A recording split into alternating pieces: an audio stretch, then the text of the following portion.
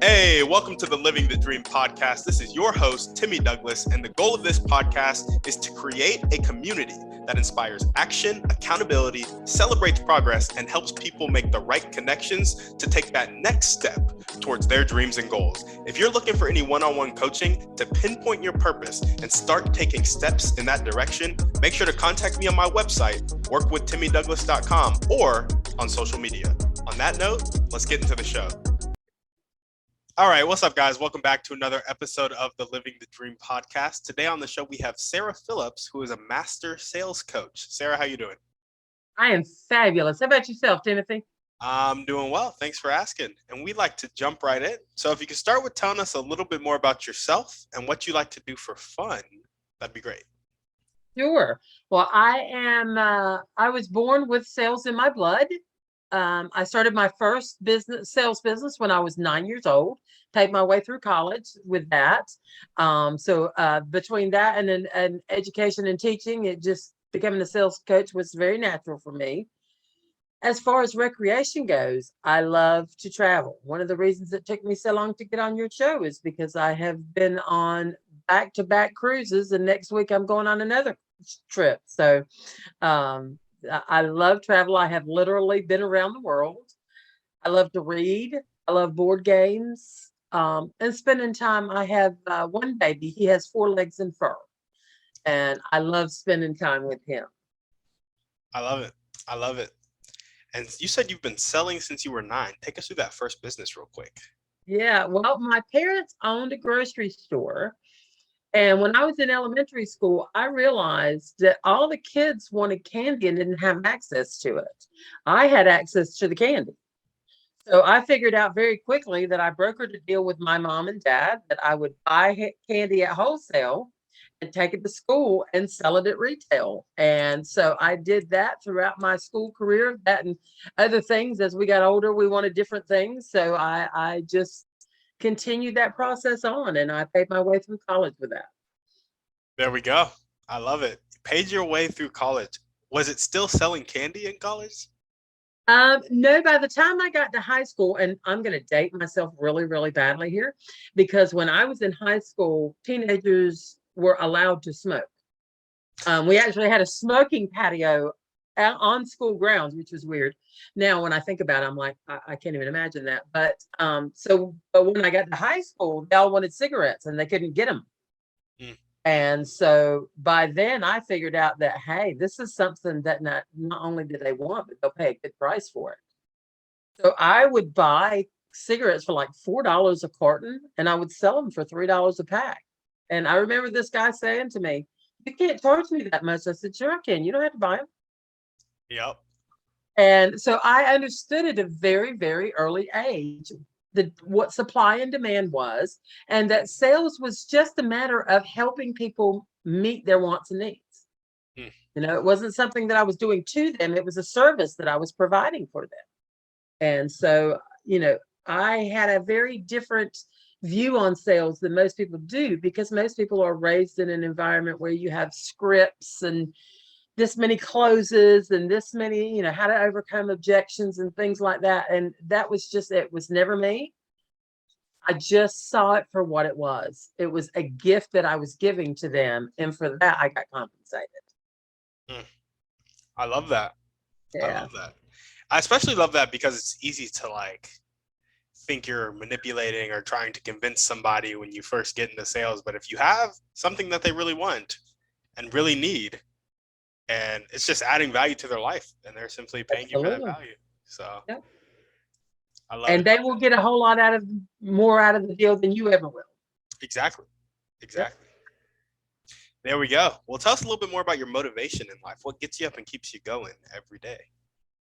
I love helping people, having come from a life where when I was young, I was doing exactly what I wanted. And then as I got older, I was always in sales of some kind, other than the 13 years that I was teaching, which I was in sales then too, but it was a different kind of sales. Um, but a lot of that time I was making really good money, but it wasn't necessarily something that excited me or got me up in the morning.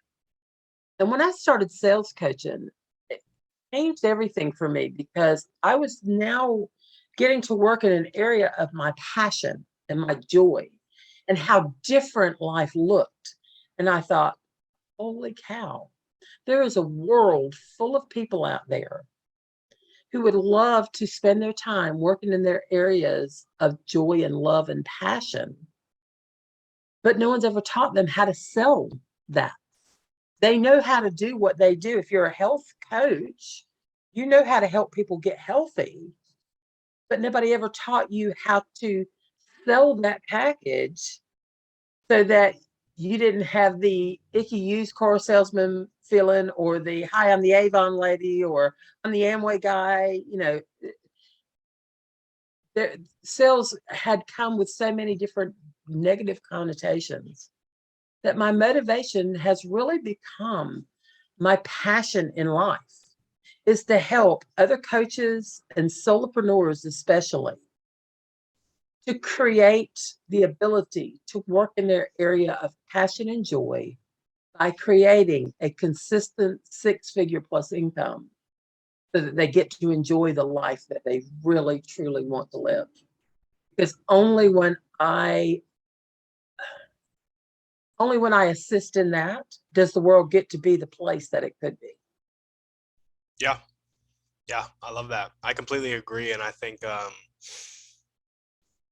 lot of people, I'll have this talk with people a lot about purpose and stuff, especially younger people. And they're like, well, I should be doing this or I should be doing that. And I'm like, what you should be doing is being authentic to yourself and chasing the things that genuinely give you joy, because only then will you be working in a space where you can profoundly impact lives at scale, which is something I think we all need to be striving for, because I think it's something we're all like called to. Impacting other people is what fulfills us. So yes, absolutely. Absolutely. And when we work in that area of passion, we carry that passion within us. We become better people because of it. And as a result, a direct result of the fact that I now live in passion and joy, every single person I touch is touched by that passion and joy. And it feeds on itself, and it's going to create the world as it should be, and not the life of drudgery. I always tell people when they say, well, Sarah, how are you doing today? And I tell them, if I were any better, I would be twins. And that's the truth. yeah. Because I'm always happy and positive. Does everything go my way? No. But you know what? I realize that life happens for me and not to me. And there are things out there that, even though, and I've experienced this throughout my journey in life, things that at that moment seemed like a bad thing. And when I look back 5 years later, it was like the best possible thing that could ever have happened to me. So I've learned that life does happen for me. So even when I have things happen to me that aren't necessarily the greatest things, I'm always looking for the seed. Where's the growth seed for me? Where do I get out of this? Because obviously there's a gift in it. Yeah, absolutely. I love that perspective. And is that something that you developed, or have you just been born like that and lived like that your whole life? I guess it was kind of a mix. I've always had a really good positive outlook. I was very blessed to live with a mother who started reading Zig Ziglar as I was growing up. So that helped. And it's funny that I would mention the Amway guy, because they were also in Amway and I was in Amway when I was younger. And it taught me so many wonderful lessons about how to view life and how to help other people. And then, in addition to that, I have gone through some leadership courses that were just, in fact, in the last year, that were just totally life-altering experiences. So, yeah. So it's kind of a mix of, part of it I was born with, part of it I was raised with, and part of it I went out and learned on my own. Yeah, absolutely. I love that. And what I want to kind of emphasize out of that is the fact that you had it and then you went to develop it with, like, okay, so your parents raised you well. Some of us aren't as fortunate as that and didn't have parents that raised us well, but you can still develop it. Like, once you're an adult, that extreme ownership concept is totally yours to take by the reins. And what I love is that you said you were born with it. I honestly think we were all born with it. I do too. Nobody really comes out the womb saying, the world sucks. This is horrible. Like, that is not what happens when you come out the womb. Like, you're so curious about everything, and then you get conditioned as you grow up. But so I just wanted to point that out real quick. Yeah, you are 100% correct in that. As children, we are full of wonder and joy, and we allow the things around us to shade that a different color if we are not careful about what we put between our two ears, because this is the most valuable piece of real estate in the entire universe, and that's that 6 inches between your ears. Guard it with your life. Yeah, absolutely. And I loved that you said, for those of you who are maybe younger, you haven't watched or read a bunch of stuff about self-improvement, that what you put in between your ears is so key. Like, that is a practical, actionable step that you can take to start making your life better right now. Guard what you put in between your ears. And if it's not serving you and helping you get to where you want to be, you should probably get rid of it. So, great advice. Awesome. Thanks for sharing that, Sarah. And now we're going to jump into your dreams and goals. So tell us a little bit about your vision for your business and your life. My vision is to create a world where people spend their life in freedom, real freedom. You know, we say all the time that Lincoln freed the slaves. Well, I propose to you today that if you have somebody who decides how much money you make, where you work, how often you get to go to work, what house you live in, what car you drive, we are all slaves. We are only free when we are financially free. And so my vision is to help the world become a place where people are truly free to become who it is that they were born to become. Like you said, not everybody had the blessings of having great parents. However, when we become an adult, we have to lose the victim mentality. One of the things that I hear most often is people blaming, well, it's because of my childhood, it's because of this, it's because of that. Up until you're 18 years old, okay, yeah, I can see when someone else has control of your life. But when you are a fully functioning adult, you are 100% responsible for everything that goes on in your life, everything. And when we grasp hold of that, that is the moment that we become free. Because when you realize that where I am, I created, now we realize that where I go from here, I create. Mm-hmm. And the world becomes full of possibilities. So yes, I want to do that on a business level, but also just on a personal level, just talking to people and helping them to understand that you hold your own freedom within the palm of your hands, that you're so busy holding on that you cannot receive. Because when my fist is closed, holding on, there's no way for me to receive anything else. So to get rid of that scarcity mentality and understand that the universe is a giving place and that you can receive whatever it is you want. The only way to do it is to be willing to let go of what you already have. So that's the world that I envision. I love that. I love that. You know, I was talking with my brother earlier today, actually. He's a day trader, and he has really good technical skills. Like, he's just great when it comes to the technical side of things. Like, honestly, better than some professional traders that have platforms and stuff, you know? But he's not profitable. And I was like, Theo, man, you want it too bad. Like, you're holding on to it, and it's like, it's stopping you from getting it. Which, it's so funny. I'm glad that you just brought that up, because now I'm gonna have to clip this up and send it to him after this podcast. But yeah, I love that. I think it's so true. Well, the best visual that I can give you for that is, do you know that's how they catch monkeys in the jungle?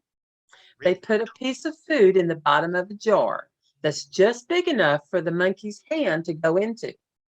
The monkey reaches in, They attach the jar to a tree. The monkey reaches in and grabs hold of whatever it is. But once his fist is closed, his hand is too big to come out of the jar. And he will literally give up his freedom to hold on to that little bit in the jar. They never just open it up and slide back out? Oh my God. And how many times as humans do we do that? Oh, every day it seems How like many times do we hold on to this thing so tight that we choose to give up our freedom for it? Yeah. So yeah, so you can tell your brother that don't be like the monkeys in the jungle. Let it go, and it will come to you. That was such a good. It's literally gonna blow his mind when I send him this. So Tell him I used to work for the Psychic Friends Network. Awesome. All right. So on dreams and goals, we got create a world where people spend their life in freedom. Is there anything else that you want to talk about before we move on from dreams and goals? Just that there is so much more out there that we can have as humans. So many people I talk to live in a world of scarcity. They think there's just barely enough, when the world is a very abundant place. There is always more than enough. Always more than enough. And if we can just let go of the idea, we sit around thinking, I want to pay off all my bills. So what does your mind focus on? Paying off all The fact that you're in debt. Yeah. It's focused on the scarcity. Why not think about, I want to give $1 million to charity? The same brain, but why limit yourself with your own thoughts? So I just invite your listeners to stop and think about, what is it that you're focused on? Because by the way, whatever you focus on, that's what you're going to get. You will move towards it subconsciously. And, if you think about it, if you're driving down the road, both hands on the wheel, and you turn and look to your left, when you look back at the road, which direction is your car moving? Left. Going to the left. Because we will move towards what we're focused on. So just make sure that you're not focused on lack, but you're focused on abundance. What more can I have? What more can I do? What more can I give? What more can I share? Because the more you give, the more you're going to get every single time. It's a law of the universe. I don't know what everybody's higher power is, but, my personal saying is you can't outgive God. You can't. Everything you give, he is going to give back to you tenfold. So stop doing this. Start doing this. Yeah, I love that. And so for those of us who've just been entrenched in scarcity thinking our whole life and can't even, it's hard to even comprehend thinking abundant. And then even when we try to, we slip back into scarcity. Mm-hmm. What would you say to us? I would say to stop, take about 15 to 20 minutes and write down. It's what's called stream of consciousness writing. Write down all of your thoughts. And then when you get finished, and this will tell you what level of abundance or negative or positive thinking that you're in. Look down and see all the negatives that you see there, because anything negative is about scarcity. Now take those same statements, rewrite them in a positive mindset. Consciously make the effort to say, I'm going to take this thought that was a negative that came out of me naturally, and I'm going to retrain my brain to think in a different way. So if one of your thoughts is, I'm afraid I won't be able to pay my bills this month, then the alternative thought that you write down is, I'm so excited to have more than enough to meet all of my bills this month and have money left over to give away. and it will literally start changing the metaphysical connections in your brain, and you will literally learn to become a different type of thinker. Yeah, I love that. Stream of consciousness writing. Yep. There we go. There we go. You know, it's funny. When you're like not successful, or when you're broke, or when you're stuck in negativity, or whatever it may be, and you're thinking about how to get to success, or get wherever, you think it's really hard, and you think it's just not for you, and you think it's impossible. You think all these things, and then you say something like stream of consciousness writing. Just write down everything and then make it positive. It's like, that is a very simple task. Yeah, that will change your life. Yes, it will.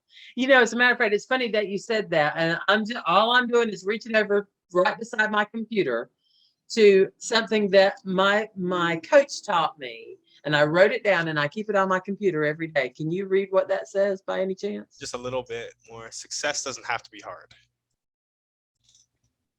And I keep it beside me every day to remind myself that success doesn't have to be hard. It's only hard because we make it that way. Yeah.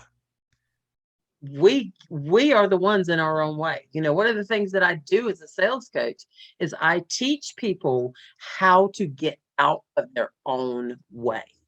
Mm-hmm. How to realize, this is where I block myself. Now this is how I move myself out of the way, so that the focus becomes on what it should be on, which is the client. Because our biggest blockade in sales is, guess what? Thinking about me. I got to make this sale. I got to pay this bill. I got to do this. I got to do this. I got to do this. And what happens when we do that is we have now made our listener a commodity. Okay. They are simply a transaction to us. And trust me when I say that people feel that. You can try and cover it up any way you like. They feel when it's transactional. And, you know, when you walk in the door, if I walked in the door today with you to make a sale, and my focus was on making the sale. First of all, I've just made it all about me and nothing about you, which is completely reverse of what it should be.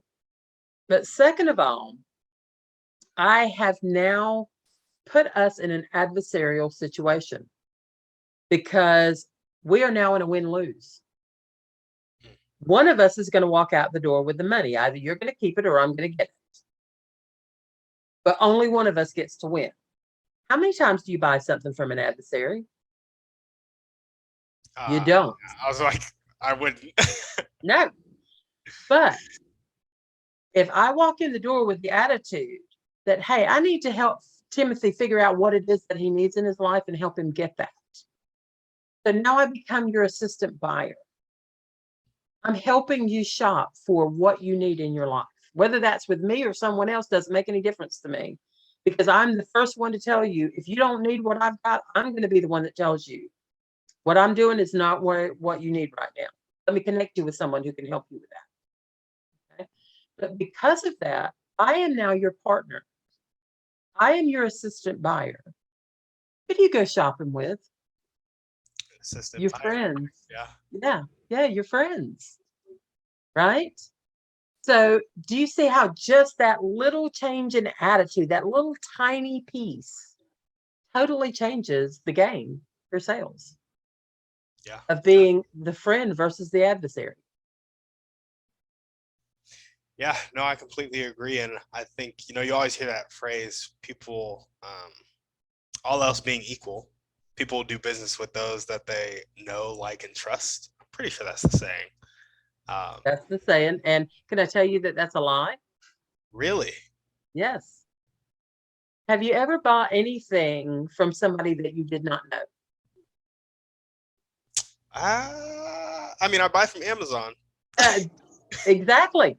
We go to Walmart, we go to Sears, we go to the Food Lion. We buy all the time from people that we don't know. Yeah. Have you ever run across something that was a super, super, super good deal, and even though you didn't like the person, it was such a good deal that you bought it anyway? Yes. Yes. Guess who you don't buy from? the people you don't trust. So I always amend that statement. It's not that we do business with who we know, like, and trust. It's the people that we trust. Because we trust them, we also know them and like them. Yep. But the trust is the important factor. Yeah, I agree. I think that's factual for sure. Yeah, that's a good point. People always talk to me and go, wow, I never thought about things like that. Awesome. Well, if there were one or two people that you could meet right now, this could be a specific person or a type of person, and they would help you take the next step towards really creating that world where people spend their life in freedom, who would they be and how would they help you? Tony Robbins, for sure. He is such a powerhouse of transformation. People think of Tony Robbins as a motivational speaker, and he's not. He is a transformational speaker. And there's a huge difference between, first of all, the term motivational speaker is kind of funny because you can't motivate another human being. Motivation comes from within. You can inspire them, but you cannot motivate them. We only motivate ourselves. We might become motivated because of someone else's inspiration. Yep. But what Tony does is different. Tony helps you look inside of you and find out where the emotional blocks are. That's what transformation is all about. It's about seeing what is there and figuring out, okay, this is where I am. How do I take the next step? And that's what I know that he would do for me, because that's what he's done for millions of people. Is he helps them look inside themselves and take the next step. And that's all we really need to worry about. So many times we get worried about what's going to be 15 steps down the road. You know what? I can't worry about 15 steps down the road. I just need to know the next step. I'm sort of like this old joke about this farmer who didn't want all the land. He just wanted the land that was next to his. That's kind of how I am about growth. I don't want all the growth. I just want the next step. I got you. That's a good focus, because a lot of people get paralyzed when they look 15 steps down the road. Yes. Paralysis by analysis. Yeah, absolutely. I love it. And they look at, 5 years from now, I need to do so and so and so and so, and I don't know how to do that, so they don't start. Mm-hmm. Not realizing that if you take the next step, and the next step, and the next step, and the next step, when you get to that thing 5 years from now, you will know how to do it. Yep. We can't, having vision is wonderful. It tells us where we want to go, as long as we don't allow that to paralyze us. We have long range vision, next step focus. I love it. If that makes any sense. Long range vision, next step focus. Makes perfect sense to me. Now, I will say, some people, they'll have like long range vision, but then next step focus, but then their next step is really like 10 steps. So what would you say to us about practically like focusing on that very next step, like that small movement, that 1 inch forward, as opposed to that one leap forward? That is a wonderful question. So let me tell you how I do my goal setting. And that is kind of the best way that I know to illustrate it. I sit down, I sat down beginning of this year and I set out my 5-year plan. And then I said, okay, in order for me to be there at the end of 5 years, where do I need to be at the end of this year? Okay, where do I need to be at the end of this quarter? I step it back, and then when I get to the quarters, I break it down into, okay, what do I need to have done in the next month? And then once I get it to a month, I do this worksheet, which literally just breaks it down into week by week. And now I have a roadmap of the next step. I know that these are the things that I need to get done this week. So I have to say, okay, one of my tasks for this week was complete reading a book. Okay, well, in order for me to do that, I need to know how many pages are in the book.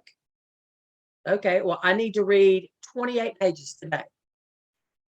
So it breaks it down for me into manageable. Not only is it manageable steps, but it guarantees the outcome.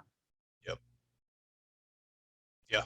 So, that's what I would recommend is take the 5 and break it down. Break it down into steps so tiny that you can't miss them.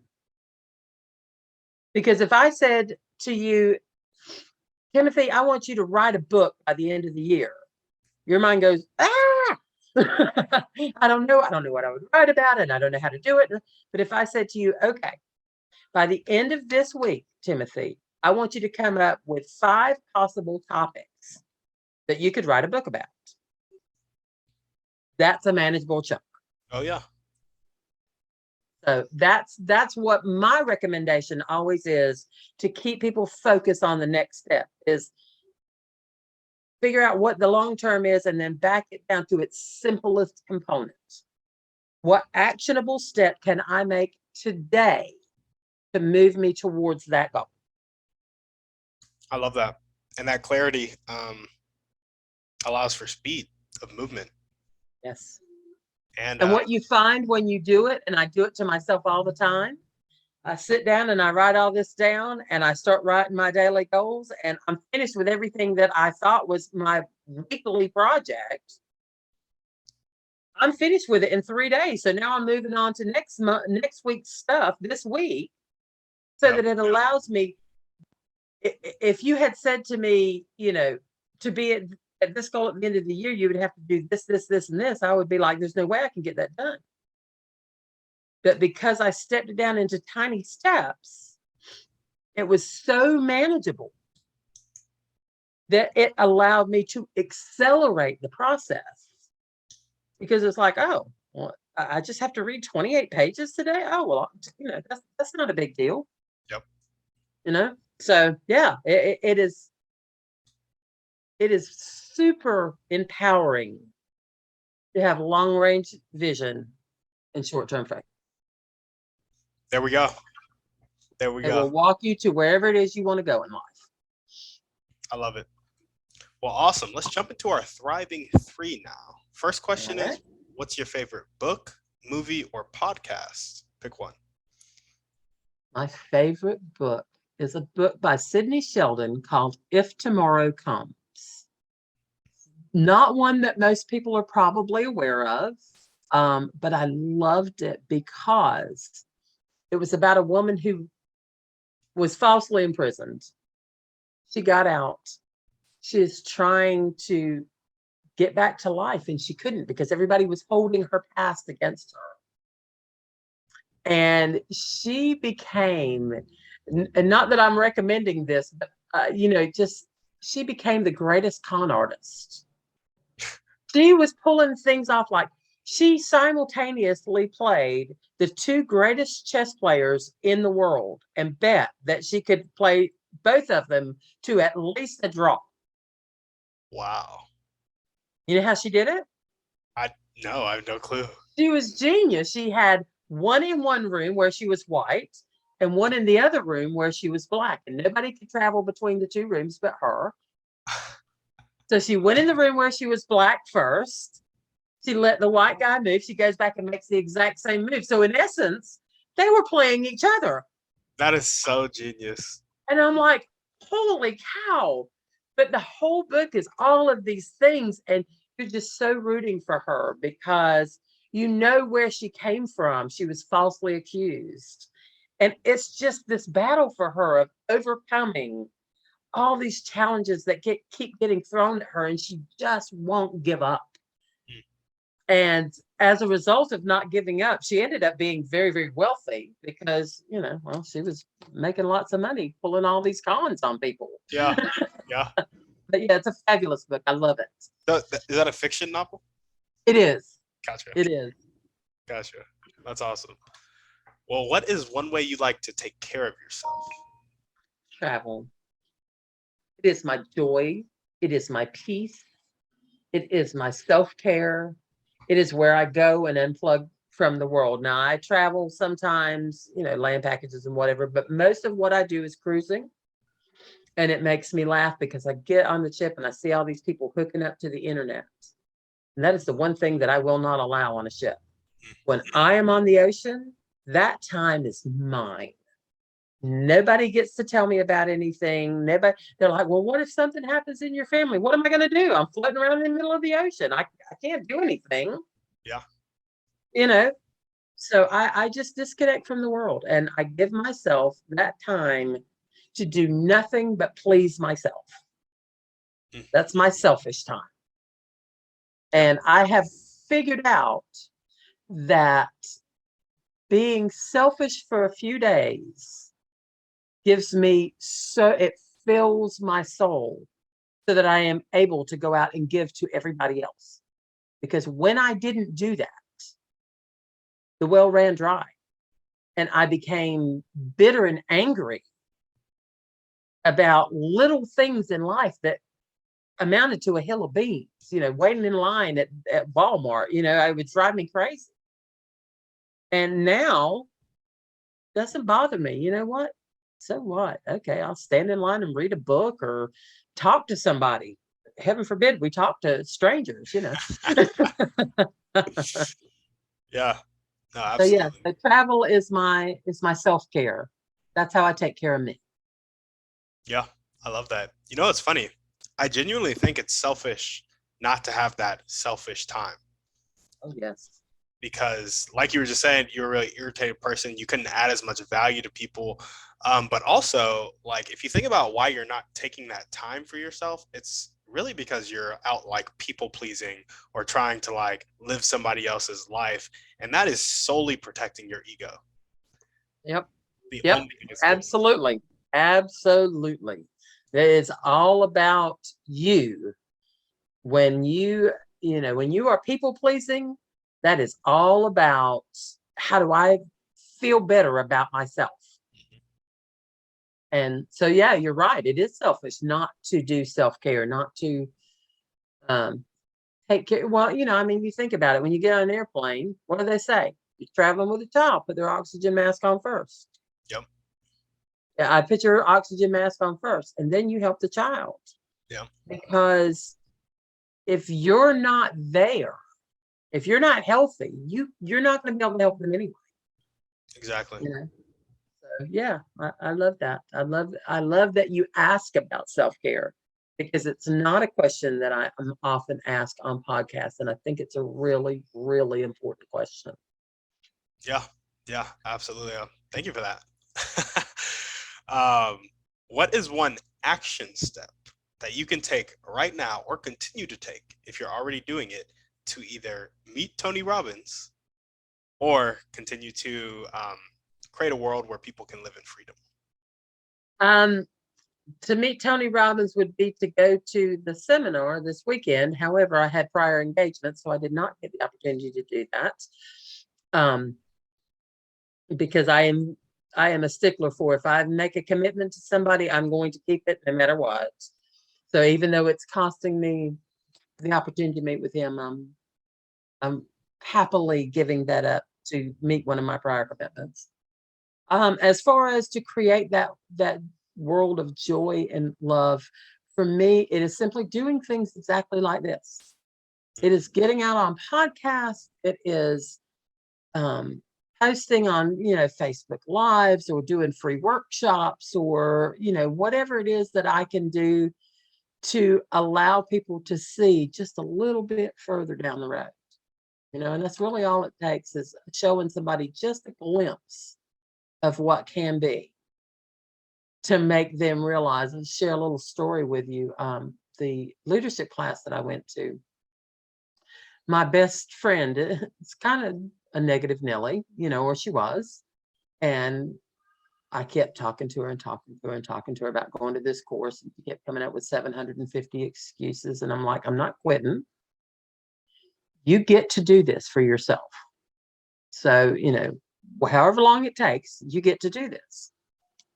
And so I finally convinced her, she starts in March, that just knowing that she is going to get this transformational experience that I went through. All of a sudden, her language has changed. She hasn't even talked to anybody from there yet. Mm. But we came back from the cruise. She went on the cruise with me, and we came back, and 2 days later, she had, a rough day. She got a ticket, and she called me and she said, well, I just want you to know that, I've had kind of a rough day, and this happened, and this happened, and this happened, and this happened, and then this fell apart. And I said, okay. And she said, but you know what? It doesn't matter, because this is a 3-month course. She said, but it doesn't matter, because 3 months from now, none of this is going to matter. This from somebody who would tell me every negative thing there was in the universe, and oh, woe is me, and life as I know it is going to end. Just the glimmer of hope that she was going to get to experience something else totally changed everything before she ever experienced the change. So yeah, that's why I do things like this, because my hope is that I say one tiny thing tonight that is going to make a difference to somebody, that they can say, yeah, I can have something. Mm. And I would love to offer all of your listeners the opportunity I am more than happy to give a free 30-minute consultation to all of your listeners. You can find me at superiorperformancecoaching.biz. Or Sara at superiorperformancecoaching.biz is my email address. And all you got to do is email me, and I am more than happy to set aside 30 minutes to sit down and talk with you about what your dreams and goals are, and give you whatever feedback I can give you to help point you in the right direction. There we go. Well, we have one last question for you. You ready for it? Okay. Yep. I have a feeling you're probably just going to be repeating yourself, because I'm sure you've touched on it. But you know how there are people on the planet that have that really fixed mindset, not willing to accept help, not willing to accept change. Sometimes they'll live their whole life like that. Sometimes they'll die like that, unfortunately. Other times they'll make the switch to more of that growth mindset, willing to accept help and willing to accept change. In your opinion, what is the catalyst that causes that change? Pain. Very simple. We only make changes for 2 reasons in our life. One is to gain pleasure. The other is to avoid pain. Of the 2, pain is much more powerful. Much more powerful. We will do much more to avoid pain than we ever will do to gain pleasure. And when we get to the point where what I am doing is so painful that I cannot continue to do it, that's when the light comes on. For me, I smoked for 30 years. I guess it was 30 years. I tried everything under the sun to quit smoking. I tried patches. I tried gum. I tried, you name it, I tried. None of it worked. And then I went to have some bariatric surgery. I have lost 170 pounds. Congratulations. Thank you. But my surgeon told me, I will not do this surgery if you smoke. I will not save your life in one way so that you can go kill yourself in another. My requirement is that the day you come in from surgery, I will give you a nicotine test. If you have had nicotine in the last 30 days in your system, I will send you back home, and I will not do your surgery. The pain of not being able to go through that surgery was so intense that it caused me to change. And I quit smoking, and I've never gone back, and I've never had any desire to go back. But it took that catalyst of being at a point of such pain that I was willing to do something different. Mm. And so, sometimes even me in the sales process, sometimes what I have to do to get people to realize where they're at is I have to take them into that pain. I have to say to them, what is your life going to look like a year from now if you continue down the road that you're on? And I have to let them dig it out and get to that pain to understand that, oh, if I keep doing what I've always done, I'm going to keep on getting what I've always got. And I need something more. I want something more. I want freedom. I want to be in control of my life. I am tired of somebody else pushing the buttons and pulling the strings. Yeah. And that is what helps them to make the transition, whether it's to work with me or work with someone else I know or whatever. Some of my co-courts laugh at me. They're like, "You sell my stuff more than I do, because you will take them to the pain for me." I said, "Yeah, because I'm not doing it for me, and I'm not doing it for you. I'm doing it for that person that I know needs to change, and I will do whatever I have to do to help them to understand that you cannot stay where you are. And I don't care what happens. The grass is always greener than sitting on the fence. I don't care which side of the fence you go on.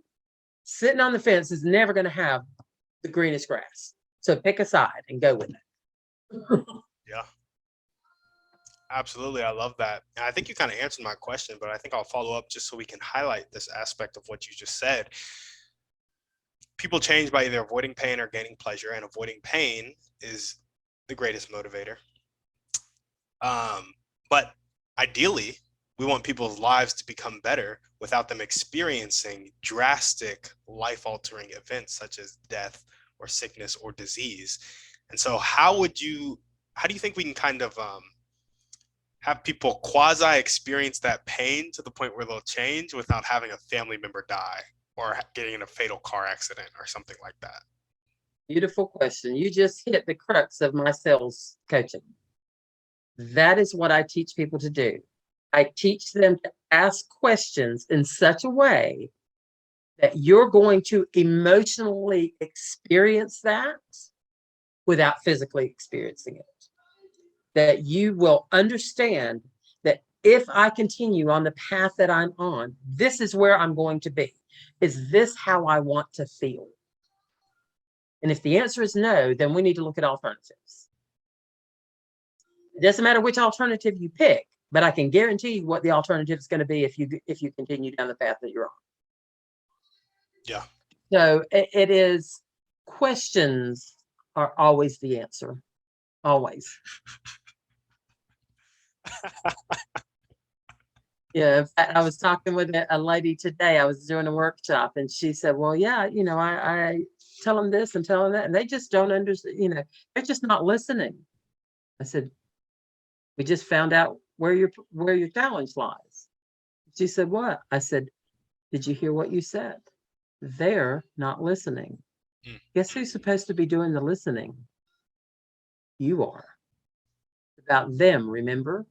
And she was like, "Holy cow." And it's like and I saw the lights flash in her eyes, like she just figured out everything she needed to know based on the prior conversation we had, because she learned that questions are always the answer.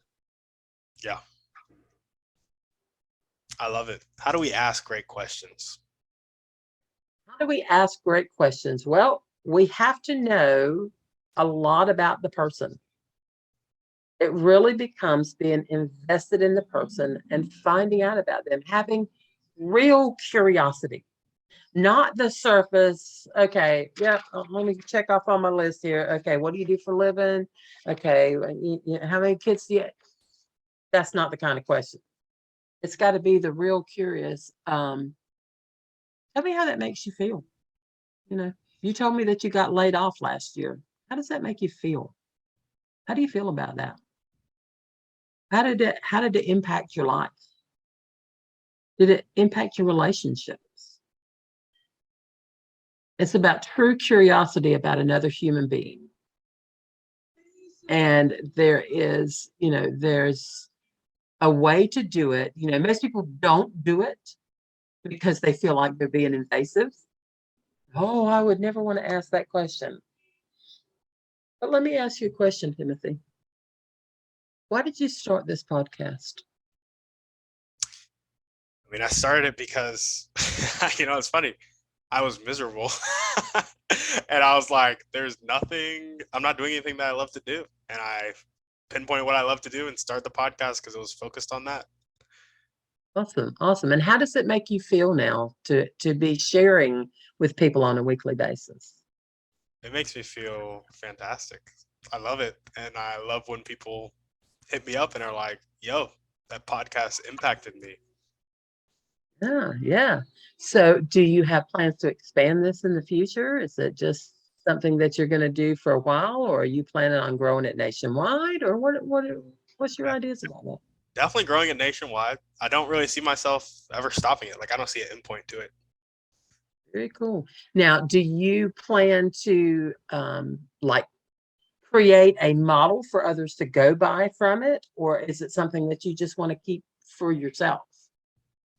I think I will expand to a model of maybe not a model of like starting a podcast, but a model around living your dreams, like a whole. Yeah.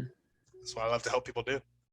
Yeah, yeah. And what do you think that you're going to feel like when you look out and realize that you've changed the lives of 5 million people because of your dream? I'm going to feel, if you can't tell by the smile on my face, fantastic. Okay. And I did this exercise to show you exactly why asking those questions isn't intrusive. Did you feel like I was being intrusive? No, No. I love You felt talking like I about was being, yeah. It's everybody's favorite subject. Yeah. And it is, somebody actually cares. They care what happens to me. They care how I feel. And there's no better feeling out there. Yeah. So that's the key to asking good questions, is learning, if I just get genuinely curious about another human being and how their life and the lives of other people are impacted, it's going to naturally lead me to discover things. If I were trying to make a sale at that point, okay, let's say that I set up, I don't know, systems. Do you see how easy it would have been for me to walk into that with you? Oh, yeah. Because you shared with me, okay, I want to create a brand around this. I want to help other people do this. And if I said to you, well, we have some systems that would allow you to do this, and this, and that's not how I would do it, by the way. It would be, there's a whole nother process involved there. But I just walked you to your own dream simply by asking you questions about yourself. Yeah. So, that is, sales is, again, it's about being genuinely curious about another human being, asking them the questions that are going to help them to figure out what they want in life. And I find it amazing that oftentimes when I get into a questioning conversation, a discovery call with somebody, what they thought they wanted wasn't what they wanted at all. We uncover and they're like, oh, I never thought about that, but oh my God, I would so love doing that. That's what my coach did to me. That's how I ended up being a sales coach. I was selling health insurance. She said, is this what you want to do with your life? I said, no, I never went to the booth on career day that says I want to grow up and be a health insurance agent. No, it's not. Yeah. And she said, what do you love to do? And we got into this conversation about the fact that I love teaching and I love sales. And if you would have asked me before, what did I want to do? A sales coaching would never have come up. That because she was skilled at enrolling me in my own dream. It wasn't about her enrolling me in my own dream. It opened the door for me. It was a door of self-discovery that I was like, oh my God, I think I would love that. So then I did a test run. I'm like, let me try this on you. And when I finished, I found out that I had more energy than when I started. And I'm like, this is it. This is it. This is what I've been looking for my whole life, but I didn't realize I needed it. Yep. Until I got in the hands of a skilled master enroller, master sales coach who knew how to walk me through that. Yeah. So it was an amazing experience. Now and I'm going to share this with you because I want to share with you the other side of the coin. This was so funny. She and I had been working together for quite a while, and this was something that I was going to do on the side while I did my health insurance. And then about a month in, I'm like, this is crazy. I don't even want to do the health insurance anymore. I just want to spend my time doing sales coaching. She said, well, that's great because we are just kind of starting a program specifically for people who are in the position you are in right now. Can we have an enrollment call about it? Sure. I knew it was something that I would want to do. I know how great she is at what she does. I knew that she was leading me down the right path. And we get in the phone call, and she proceeds to do exactly what most salespeople do. She told me about all the deliverables and what it was going to cost and the logistics and all this stuff. Now, keep in mind that I went into this call thinking, yeah, this is something I'm going to do. By the time we finished, I'm like, Kat, I don't know. I really need to think about it, and I'll get back to you. So I did what most people never do, which is I actually did go sit down and think about it. And I was sitting there with my cup of tea on the couch, and I was thinking, well, what if I don't make the money back? And, that's a big investment. And, what if I can't do what I want to do? And then this income falls off. And my head is full of doubt, fear, scarcity, every negative thing you can possibly think of. And I was like, wait a minute. This is wrong. That is not how Katya enrolls people. And I picked up the phone and I called her. I said, we get to do this again. She said, what? I said, you did not do an enrollment call with me the way that you do with other people. And you left me. And this was the important thing to me, because she approached the sale wrong. Okay. And the reason that she did it was because I was an existing client. Never make that mistake. She had to take me through the same journey all over again. But because I was an existing client, she thought all she needed to do was lay the facts out. And because she chose that route, I spent 2 hours being anxious, nervous, upset, fearful, my stomach churning, all this craziness going on in me. So I said, guess what? You get to do this again. Because I know I need this. But I don't need this feeling the way that I feel. So let's try this again. She said, okay. We got on the phone. She said about 3 sentences, and I'm like, okay, I'm in. Here's the money. That quick. But that's why it's so important to understand that there is a mentality that goes with sales. If you handle it wrong, you do your client the biggest injustice, because you leave them with doubt, fear, scarcity, lack, and feelings of inadequacy. I love that. Yeah. Awesome. Well, Sara, is there anything else you want to chat about before we sign off? Well, I could chat for days, but I know that your listeners have got other things that they need to do. So, but I would love to come back anytime that you'd like to have me. I thoroughly enjoyed this, and I thank you so much for allowing me to share so much of my view. Many podcast hosts kind of keep you tracked in, just your one little niche, and so I've enjoyed the opportunity to share my broader view of life, and not just the fact that I teach people how to sell. Yeah, absolutely. We all enjoyed it too, I am sure. Well, awesome. Sara, thank you so much for coming on the show.